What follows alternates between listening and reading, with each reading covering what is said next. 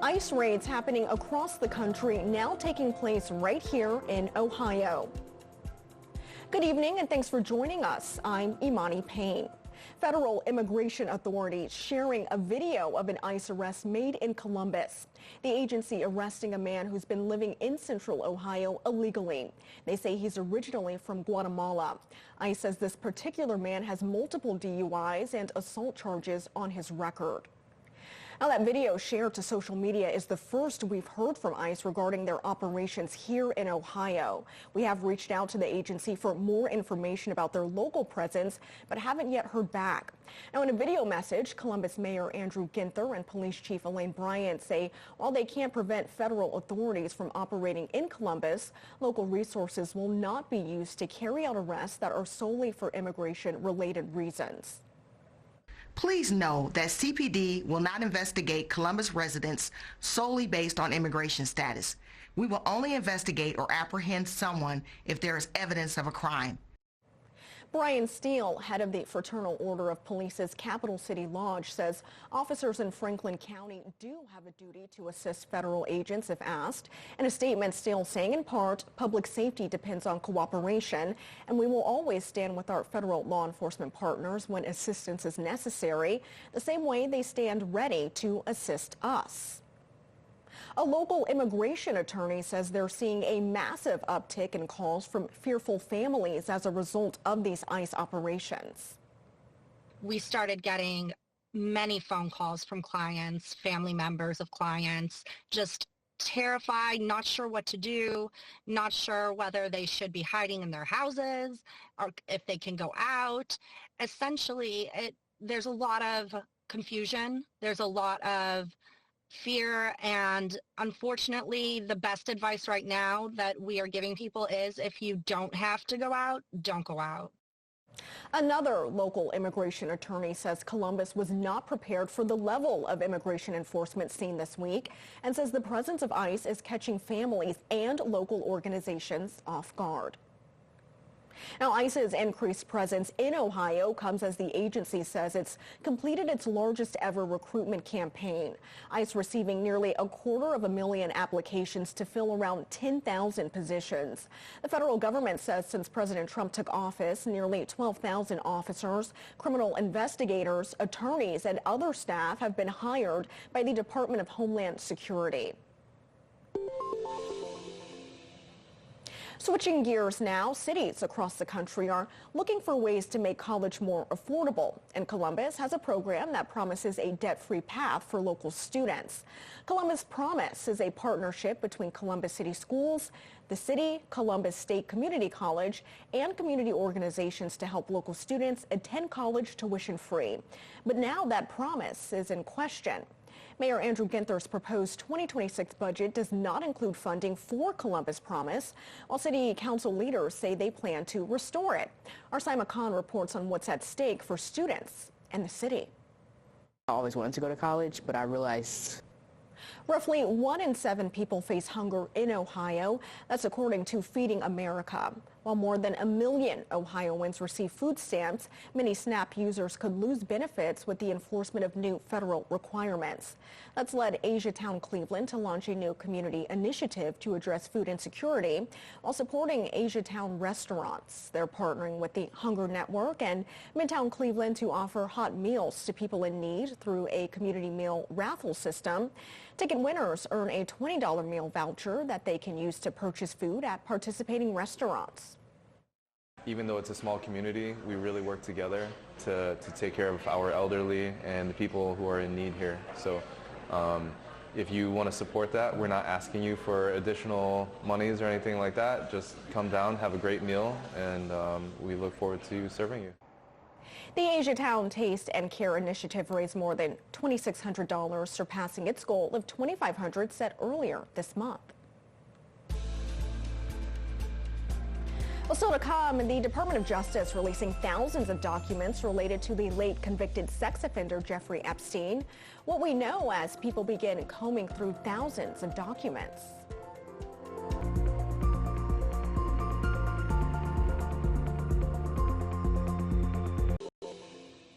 The Department of Justice releasing a second batch of documents late last night into the investigation of late convicted sex offender Jeffrey Epstein. The records include photos, flight records, call logs, grand jury testimony, and interview transcripts. He was known for his connections to some of the world's most influential people. Photos of Ohio billionaire Les Wexner do appear in the files. However, parts of some photos featuring Wexner have been redacted. Democrats are criticizing the release because many pages are fully redacted. Most have already been public domain and not all were released, which was required by law. President Donald Trump says there will be very serious retaliation after 3 Americans were killed in an attack in Syria last week. The administration launching what it's calling Operation Hawkeye Strike against the Islamic State group in Syria. Our Daniel Grimes reports from Washington.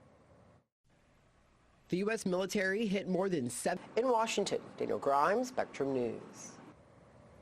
We're learning more about the investigation into the mass shooting at Brown University. The medical examiner says the shooting suspect, Claudio Neves Valente, took his own life on Tuesday. Law enforcement finding his body at a storage facility in Salem, New Hampshire. Prosecutors say the accused shooter was also responsible for killing an MIT professor days after the Brown University attack. They say the shooter attended the same academic program as the professor in Portugal between 1995 and 2000. Investigators are still working to determine a motive. Lawmakers in Australia are proposing a ban on displaying Islamic State group flags and other extremist symbols following a mass shooting on Bondi Beach. The law, set to be debated Monday, will include penalties of up to 2 years in prison, as well as fines for violations. It will also include bans on certain chants and give police more power to demand protesters remove face coverings. Lifeguards return to work Saturday on Bondi Beach. Then a day of reflection is planned Sunday, the last full day of Hanukkah. Ohio State learning their playoff opponent for the New Year's Eve Cotton Bowl. Up next, we're looking at who Ryan Day's team is matching up with. Ohio State learning their college football playoff opponent. Miami held on to beat Texas A&M in a defensive battle that ended 10-3. This interception in the final seconds of the game was enough to secure their spot against the Buckeyes in the Cotton Bowl on New Year's Eve. The winner of that game will head to the Fiesta Bowl on January 8th to compete in the playoff semifinal. Thousands of football fans, including Buckeye fans, of course, will be traveling across the country to see their teams compete in the college football playoff. Security will be top of mind for all cities hosting games. Spectrum News reporter Natalie Basha has more on how one city is getting ready. Plenty of us are stopping to admire holiday displays as we enter the holiday season, but the bright lights are not for everyone. Up next, we'll take you to one Ohio town dealing with its own decoration controversy.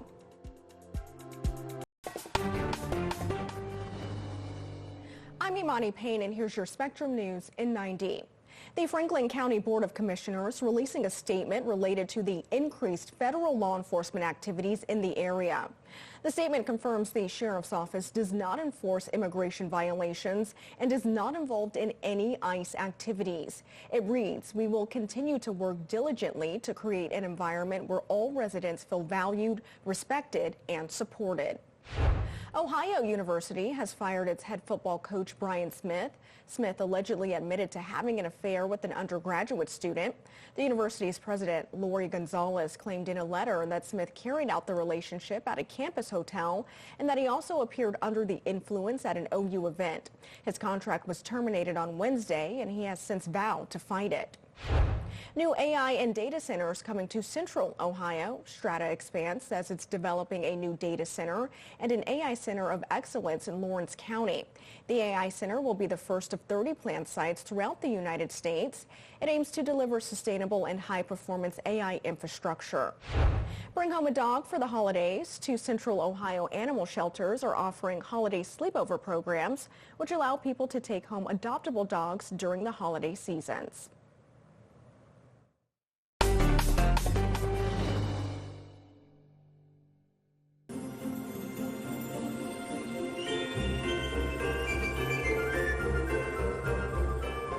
Well, it's that time of year. Spectrum News 1 is highlighting some special displays from across the state throughout the end of the month. Now here's a look at a house in Lorain sent to us from Ann Miranda. Lots of lights, but also a lot of holiday-themed inflatables, including some snowmen and Santa. We, of course, can't forget the big red bow out front. That really helps welcome you to the display. This time of year, everyone is searching for some holiday cheer, and one street in Ohio is known to provide it, but not without a bit of controversy. Joining us now live is Corey O'Leary. And Corey, tell us more about this street in question. Yeah, so Seabury Avenue has earned a reputation for having some fantastic lighting displays throughout the year. And if you come to this house on Seabury Avenue, you can head into their elf tent and get hot chocolate. So if you come here, be ready to spread some holiday cheer yourself. All right, some great advice for anyone planning on making their way out to Fairview. Corey, thank you so much for that report. It's a hero's welcome just in time for the holidays. A ceremony welcomed members of the Ohio National Guard back to the States following a nearly 10-month-long deployment to the Middle East. These members of the Guard were there working in support of U.S. Central Command, which directs different military and defense operations. A group of delegates from the Kremlin in Florida meeting with representatives from the Trump administration to discuss a U.S. proposed plan to end the war. As Chris Welch explains, the talks come after a deadly Russian strike in southern Ukraine. A Russian missile strike from The Trump administration introducing a proposal that could dramatically change access to medical care for transgender children and teens. We get officials and advocates' reactions after this short break.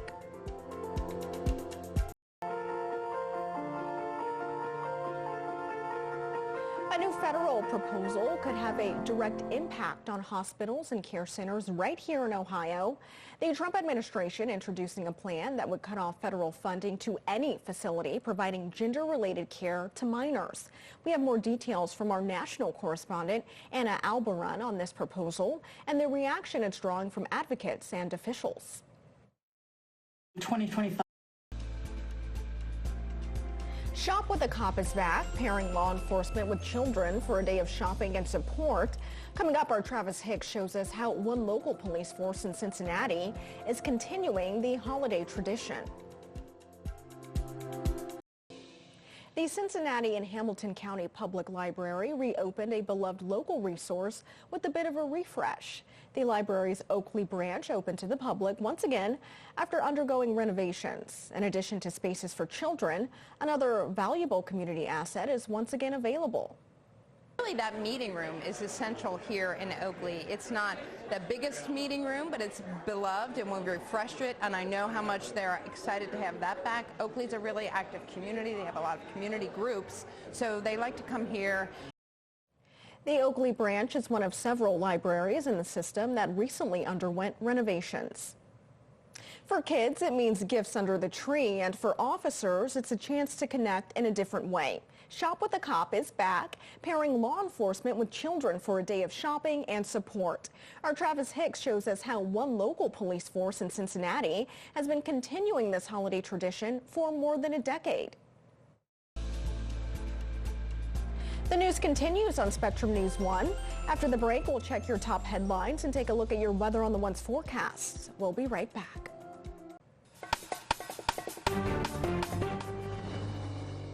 I'm Imani Payne, and here's your Spectrum News in 90. The Franklin County Board of Commissioners releasing a statement related to the increased federal law enforcement activities in the area. The statement confirms the sheriff's office does not enforce immigration violations and is not involved in any ICE activities. It reads, "We will continue to work diligently to create an environment where all residents feel valued, respected, and supported." Ohio University has fired its head football coach Brian Smith. Smith allegedly admitted to having an affair with an undergraduate student. The university's president, Lori Gonzalez, claimed in a letter that Smith carried out the relationship at a campus hotel and that he also appeared under the influence at an OU event. His contract was terminated on Wednesday, and he has since vowed to fight it. New AI and data centers coming to Central Ohio. Strata Expanse says it's developing a new data center and an AI center of excellence in Lawrence County. The AI center will be the first of 30 planned sites throughout the United States. It aims to deliver sustainable and high-performance AI infrastructure. Bring home a dog for the holidays. 2 Central Ohio animal shelters are offering holiday sleepover programs, which allow people to take home adoptable dogs during the holiday seasons.